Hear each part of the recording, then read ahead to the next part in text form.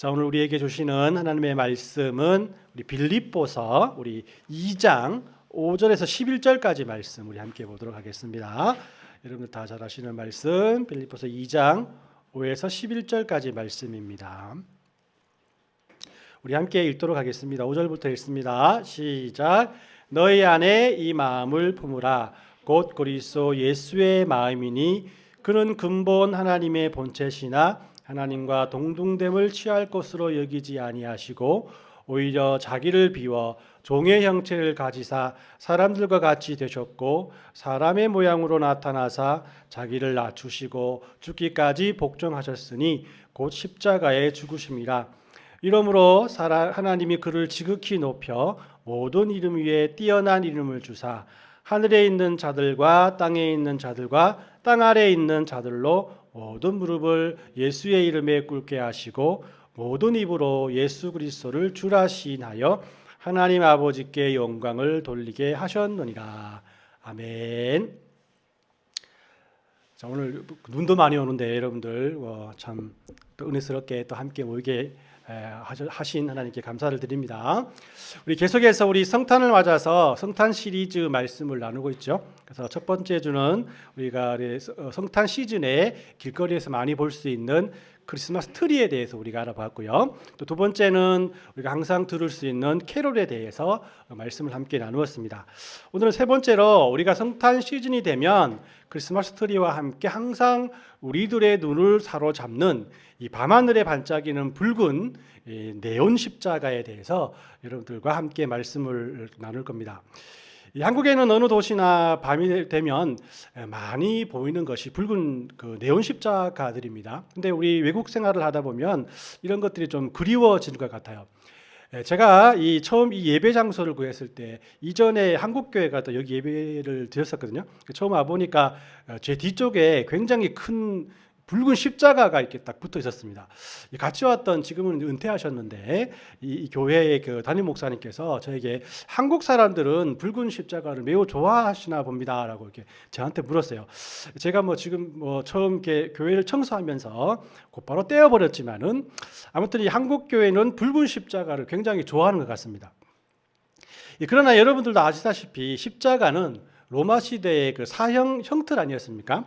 너무나도 잔인한 형틀이었기 때문에 극악무도한 죄인 이외에는 십자가형에 처하지 않았다고 할 만큼 공포의 대상이기도 했습니다.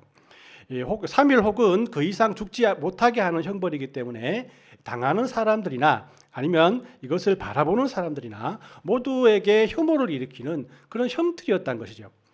그런데 이것들이 건물 위에 달려있고 또 목걸이를 통해서 여러분들 목에 달려있고 테이블에 놓아둔다든지 책상에 놓아둔다든지 굉장히 많은 곳에 우리의 형상을 통해서 많은 곳에 놓여주고 있습니다. 당시 로마 시대를 살아가던 사람들이 지금 와서 우리들의 모습을 본다면 십자가의 모습을 본다면 정말 이렇게 황당한 그런 일이라고 할 수 있겠죠. 그러면 이런 형벌의 도구가 왜 그리스도인들을 상징하는 아니 예수님을 믿는 모든 사람들에게는 사랑받는 도구가 되었을까? 많은 이유가 있겠지만은 오늘은 성탄을 맞이해서 예수님의 태어나심과 함께 연결해서 그 이유를 찾아보는 그런 시간을 가지려고 합니다. 이 붉은 네온 십자가를 더욱 아름답게 만드는 것은 첫 번째 주에도 말씀드렸지만 크리스마스 트리라고 할 수 있잖아요, 그죠? 어떤 면에서 성탄의 네온 십자가는 성탄을 알리는 크리스마스 트리 때문에 더욱 돋보인다라고 할 수가 있습니다. 그렇습니다. 이렇게 예수님의 탄생은 그가 죽으신 십자가 때문에 우리에게 더욱 중요한 요소라고 할 수가 있는 거예요. 그렇다면 십자가와 예수님의 탄생은 어떤 관계에 있는 것일까? 첫 번째로 예수님의 탄생은 성육신을 의미하기 때문에 십자가가 가장 중요한 요소라고 할 수가 있습니다. 예수님께서 이 땅에 오신 것을 우리는 성육신이라고 합니다. 그죠? 그래서 이름은 좀 성육신에서 어려운 이름이지만 영어로는 인카네이션이라고 하죠. 그죠? 여기서 인이라는 것은 여러분 잘 알듯이 안이라는 뜻이고, 그죠? 카라는 뜻은 육체라는 뜻을 가지고 있습니다. 그리고 네이션이라는 뜻은 태어나다, 탄생하다는 그런 의미를 가지고 있는 단어거든요. 이것들이 합쳐져서 이제 성육신이라는 인카네이션이라는 그런 단어가 되는데, 즉 육체 안에 태어났다라는 것이에요. 누가 육체 안에 태어났나? 하나님이신 예수님께서 이 땅에 육신을 입고 오셨다라는 그런 의미를 가지고 있다라는 것이에요.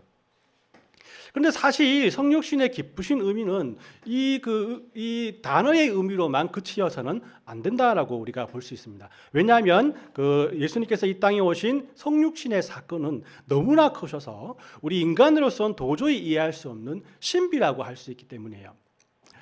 물론 서양의 신화에도 신이 인간의 모습으로 인간 세상에 등장하는 이야기들이 있습니다. 그러나 예수님의 성육신이 그들과 다른 것은 예수님께서는 하나님의 아들이면서도 완전한 사람으로 이 땅에 오셨다라는 것이에요.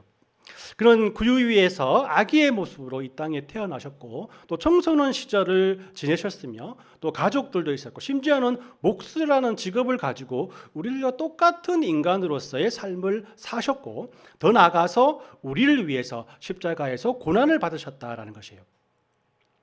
그렇기 때문에 이 성육신 사건을 우리는 추상적인 것이나 이론적으로 봐서 끝내서는 안 될 것이라는 겁니다. 예수님의 탄생이 지극히 사실적이고 현실적이고 우리들은 그의 전생애를 통해서 그가 모든 순간순간마다 단 한 번이라도 이 성육신의 삶을 포기하거나 잊지 않았음을 믿어야 한다라는 것입니다. 그렇다면 예수님께서는 왜 성육신, 즉 어린 아이의 모습으로 이 땅에 오셨을까? 이것이 성탄과 십자가의 관계를 보여주는 두 번째 이유라고 할 수가 있습니다. 두 번째로 예수님의 탄생은 우리를 구원하시기 위한 하나님의 계획이었기 때문이라는 거예요. 우리는 인류의 아담의 범죄를 통해서 불순종을 통해서 하나님을 떠나게 되었습니다. 하나님과 동행하는 삶을 살았던 에덴 동산에서 쫓겨나게 되므로 우리는 불순종한 죄인으로 살게 되었다는 것입니다. 우리 조상 아담의 범죄를 통해 에덴을 떠나게 되었던 아담과 하와를 하나님께서는 그냥 보내시지 아니하시고 창세기 3장 말씀을 통해서 가죽옷을 입히심으로 창세전부터 가지고 계셨던 하나님의 계획들을 자기 아들을 이 땅에 보내시려는 그 계획들을 실행시키고 계셨다라는 것이에요. 그래서 요한복음 1장 1절 말씀에 보면 말씀이 육신이 되어 우리 가운데 거하시매라고 이렇게 말씀하고 있거든요. 여기서 거한다라는 단어는 장막을 치다라는 의미를 가지고 있습니다. 그래서 이 단어는 이 성막을 의미하고 성막 중에서도 지성소, 즉 하나님께서 임재하시는 입구를 의미한다라는 것이에요. 우리 지난번에 말씀을 통해서 우리가 살펴보았지만 성막의 가장 거룩한 지성소에서 영광 가운데 하나님께서 임재하시는 것처럼 하나님이신 예수님이 육신이 되셔서 우리 가운데 함께 거하시며 이 지성소 안에 하나님께로 들어갈 성막이 되어 주셨다라는 겁니다. 여러분들 구약 성막은 언제나 휘장에 가리워져 있지 않습니까? 아무도 그곳에 들어갈 수 없고 들어갈 수 없는 절대로 거룩한 그런 영역이라고 할 수가 있어요. 고작 1년에 한 번 대제사장이 그곳에 들어가서 하나님 앞에 예배하는 그렇게 예배드리는 것이 허락된 것이 바로 지성소라는 겁니다. 그런데 지성소를 맡고 있던 휘장이 그리스도의 십자가 사건으로 찢어졌고 하나님께 나갈 수 있는 새로운 길이 열렸다라는 것이요. 이제 우리는 정죄 없이 하나님의 임재 앞에 나갈 수 있게 된다는 것. 예수님이 이 땅에 오신 이유는 결국 그의 휘장을 찢고 우리들을 하나님께서 계신 천국으로 인도하시기 위함이었다라는 겁니다. 예수님의 탄생은 이처럼 우리의 죄를 사하시고 우리를 부유하게 하신 사건이라는 겁니다. 예수님은 참 인간으로서 인간이 다 감당해야 할 속죄 사역을 친히 십자가에 달려서 대신하셨다는 거예요. 예수님께서 이 땅에 태어나심으로 우리는 구원받은 하나님의 백성이 되었다. 우리가 받은 이 구원을 구체적으로 우리의 삶에 적용해 보면 몇 가지 사실을 깨닫게 되는 경우가 있습니다. 그중에 가장 중요한 요소가 바로 무엇이냐면 하나님과 인간의 연합이라는 것이에요. 예수님께서 이 땅에 태어나셔서 우리를 구원하심이 우리와 하나님과의 관계 속에서의 연합을 뜻한다라는 것. 예수님께서 이 땅에 오심으로 우리는 성자 예수님을 통해서 하나님께 대해서 상당히 많은 지식을 알게 되었습니다. 요한복음 14장 6절에 보면 이렇게 말씀하십니다. 예수께서 이르시되 내가 곧 길이요 진리요 생명이니 나로 말미암지 않고는 아버지께로 올 자가 없느니라. 굉장히 많이 들어본 말씀 아닙니까? 예수님께서 이 땅에 오심으로 우리는 예수님을 통해서만 하나님을 만날 수 있는 하나님의 백성이 되었다는 겁니다. 이 사실은 하나님께서는 비록 우리들이 죄인이지만 그럼에도 불구하고 하나님이신 자신과 우리가 회복될 통로를 만들고 계셨다라는 사실을 우리에게 알려주고 계신 것이죠. 또한 이는 곧 하나님께서는 우리를 정죄하시는 분이 아니라 사랑으로 우리들을 기다리고 계신 분이시라는 것을 우리에게 알려준다는 겁니다. 즉 예수님의 태어나심은 하나님과 우리가 하나로 연합되었다는 것을, 또 예수님께서 그 통로가 되었다는 것을 보여주는 좋은 예라고 할 수 있다는 거예요. 그래서 하나님의 모든 부요함이 곧 우리의 부요함이 된 것입니다. 하나님의 위대하고 놀라운 속성이 우리의 속성이 되었다는 것이요. 이렇게 하나님의 속성과 우리의 속성이 공유된다라는 것이에요. 여러분들, 우리가 사랑이라는 우리 마음속에 속성이 있지 않습니까? 우리가 죄인임에도 불구하고 그런 사랑의 속성이 있는 이유는 하나님께서는 사랑의 하나님이시기 때문이라는 거예요. 우리에게 긍휼이라는 그런 마음속에 그런 마음가짐이 있다라는 것은 하나님께서 긍휼의 하나님이시기 때문이라는 겁니다. 하지만 이런 하나님의 속성을 우리는 100% 이어받지 못하고 그저 얼마만큼만 비춤을 받을 수밖에 없습니다. 그래서 우리는 우리의 사랑을 하나님처럼 완벽하게 실행하지 못하고 또 하나님의 긍휼을 우리는 하나님의 위대한 긍휼을 우리는 그 긍휼을 100% 따르지 못하는 그런 어리석은 긍휼을 이 세상에서 비추고 있다라는 것이에요. 그렇다면 우리를 부요하게 하는 하나님의 속성을 우리는 어떻게 체험하고 그것을 더욱더 간절한 마음으로 바랄 수 있는가? 이 질문에 대한 답은 이 땅에서 우리의 모습을 통해서 살아가신 예수님을 통해서 잘 알 수가 있다는 겁니다. 예수님께서는 하나님을 보여달라는 제자 빌립의 요청에 이렇게 대답하시죠. 요한복음 14장 9절 말씀에 보면 예수님께서 이르시되 빌립아, 내가 이렇게 오래 너희와 함께 있으되 너가 나를 알지 못하느냐? 나를 본 자는 아버지를 보았거늘 어찌하여 아버지를 보이라 하느냐라고 이 말씀을 합니다. 이 말씀을 살펴보면 예수님이 자신이 곧 하나님의 아들이고 하나님에 대해서 잘 알기 원한다면 곧 자신이 어떤 삶을 살았는지에 대해서 자세히 살펴보라는 그런 말씀입니다. 즉 우리가 하나님과 하나 되어 하나님과의 사랑과 긍휼과 같은 하나님의 속성을 체험하고 우리의 것으로 만들기 위해서는 예수님께서 이 땅에 살아가신 그 모습 그대로 살려고 노력해야 한다라는 것이에요. 그렇습니다. 우리는 예수님께서 이 땅에 오신 성탄을 통해서 하나님의 자녀가 되었어요. 또 구원도 받았습니다. 또한 천국도 소유하게 되었어요. 예수님 때문에 하나님께 기도할 수 있고 그 기도를 들으시는 하나님의 응답을 직접 체험할 수 있는 존재가 되었습니다. 이런 큰 은혜를 우리는 예수님 때문에 소유하게 된 것이에요. 그렇다면 더 많은 하나님의 은혜를 누리기 위해서는 어떻게 해야 하는 것인가? 바로 하나님의 본체이신 예수님을 닮기 위해 노력해야 한다는 것이죠. 그 삶은 어떠했을까? 우리 7절 말씀, 오늘 읽은 7절 말씀을 보면 오히려 자기를 비워 종의 형체를 가지사 사람과 같이 되었고라고 말씀하셨죠. 이 말씀을 통해서 보면 예수님의 그런 삶은 오히려 자기를 비우는 비움의 삶이었다라는 것이에요.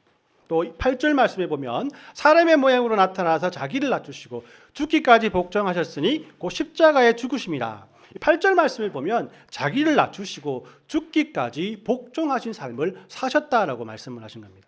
그리고 하나님의 말씀에 순종하는 마음으로 고난받으시고 십자가에 죽으시기까지 하셨다라는 것이죠. 이렇게 예수님을 닮는다는 것은 자기를 비우고 낮아지고 하나님께 복종하는 그런 훈련을 통해서 하나님의 사랑을, 하나님의 긍휼을 세상에 전하는 삶을 말한다라는 겁니다. 우리들은 예수님의 탄생을 우리와 하나님을 만나게 해주셔서 하나님의 은혜를 누릴 수 있게 하신 구원과 기쁨의 차원에서만 연결시키려 하는 경향이 있습니다.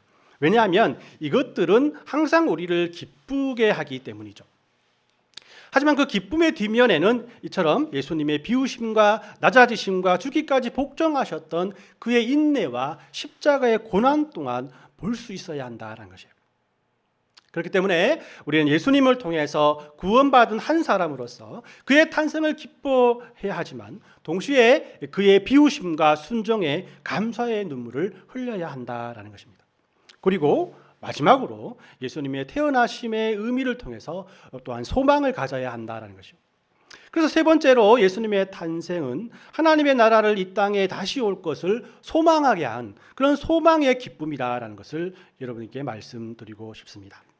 오늘 읽은 본문의 9절에서 11절까지 말씀을 보면 예수님이 이 땅에 태어나심으로 하나님께서 어떻게 자기 아들을 이끌어 주실 것인가에 대해서 말씀을 하죠. 우리 9에서 11절 말씀을 봅니다. 이러므로 하나님이 그를 지극히 높여 모든 이름 위에 뛰어난 이름을 주사 하늘에 있는 자들과 땅에 있는 자들과 땅 아래에 있는 자들로 모든 무릎을 예수의 이름에 꿇게 하시고 모든 입으로 예수 그리스도를 주라 시인하여 하나님 아버지께 영광을 돌리게 하셨느니라. 예수님께서는 십자가에서 고난당하신 후 하나님께서 그 이름을 높여주어서 세상의 모든 사람들과 권세자들이 그의 이름 앞에 무릎 꿇게 하시고 모든 만민과 세상이 예수님을 시인하고 하나님께 영광을 돌리게 할 것이라고 그 말씀을 하고 있습니다. 이 말씀이 설명하고 있는 것이 무엇입니까? 바로 이 말씀은 예수님께서 십자가에 고난받으시고 죽으신 후 부활하시고 승천하셔서 다시 이 땅에 재림하실 그날 하나님께서 틀림없이 우리에게 이루어줄 그 일들에 대한 선포라고 할 수 있는 거예요. 그래서 우리들은 예수님께서 이 땅에 다시 오실 재림의 날, 그 마지막 날의 완전한 소망을 예수님의 탄생을 기념하며 기억해야 한다는 것입니다. 이에 대해서 사도 바울은 다음과 같이 또한 고백하고 있습니다. 우리 디모데후서 4장 8절 말씀을 보면 이제 후로는 나를 위하여 의의 멸류관이 예비되어 있으므로 곧 의로우신 재판장이 그날에 내게 주실 것이며 내게만 아니라 주의 나타나심을 사모하는 모든 자에게 도니라라고 이렇게 말씀을 합니다. 이 바울은 마지막 날에 예수님께서 주시는 상이 예비되어 있는데 그 확실하고 흔들리지 않는 상을 생각하면 이 땅에서의 어려움 속에서도 지속적으로 그 어려움을 견디고 하나님의 큰 힘을 제공받을 수 있다라고 고백하고 있는 것입니다. 결국 우리가 예수님의 탄생을 실제적으로 믿고 깨달는다면 그의 십자가의 고난과 죽으심 그리고 부활하심 더 나아가서 장차 우리들을 위해서 이 땅에 다시 오실 그날을 믿고 소망할 수 있다는 것이죠. 오늘 말씀을 우리 정리해 봅니다. 오늘은 성탄을 맞이하여서 우리 주위에서 볼 수 있는 세 번째 요소로서 우리 교회 지붕 위에 네온 십자가에 대해서 그 말씀을 나눠보았습니다. 그 십자가는 예수님의 고난을 대표하는 형틀이었습니다. 그 형틀이 공포의 대상이 아니라 기쁨의 대상이 될 수 있었던 것은 예수님의 탄생이 있었기 때문이라는 것이죠. 우리는 성탄을 통해서 하나님의 아들이 이 땅에 우리의 형상을 입고 오신 성육신의 신비를 또 하나님과 연합하여 구원받은 하나님의 백성이 되었음을 떠나가서 성탄을 통해서 우리는 장차 이 땅에 다시 오실 예수님의 재림을 소망하게 되었다라는 것을 고백할 수 있습니다. 이렇게 우리에게 주신 하나님의 축복이 모두 통합되어 있는 것이 바로 성탄의 참된 의미다라는 것이죠. 그리고 그 성탄을 더욱 빛나게 하는 것이 바로 십자가이다라는 겁니다. 그렇기 때문에 이제 교회 지붕 위에 네온 십자가를 이렇게 볼 때마다 뭐 십자가 이렇게 너무 많이 달아서 참 별나게 참 예수님 믿는다라고 계속해서 불평만 할 것이 아니라 십자가를 세운다라는 그런 마음가짐을 가지고 예수님의 고난을 생각했으면 좋겠습니다. 우리들을 위해 이 땅에 아들을 보내신 성육신하게 하신 그 하나님, 또 우리와 하나님과의 막힌 담을 허셔서 천국을 우리에게 주신 그 하나님, 장차 이 땅에 다시 오셔서 우리의 고통과 아픔과 모든 문제를 해결해 주시길 원하시는 하나님의 그 열심을 되새겼으면 좋겠습니다. 모쪼록 이번 한 주간은 이 붉은 네온 십자가를 생각하면서 이 성탄의 참된 의미를 깨달았으면 합니다. 성탄은 예수님께서 자신을 비워 우리와 같이 되셨고 우리의 모양으로 나타나셔서 자기를 낮추시고 죽기까지 복종하시어 십자가에서 고난당하신 예수님의 생애의 첫날을 기념하는 날이기 때문입니다. 이런 은혜를 생각하며 더욱 강건한 마음으로 경건한 마음으로 하나님 앞에 기도하며 성탄을 맞이하는 저와 여러분들 되시길 예수님의 이름으로 축원합니다. 아멘.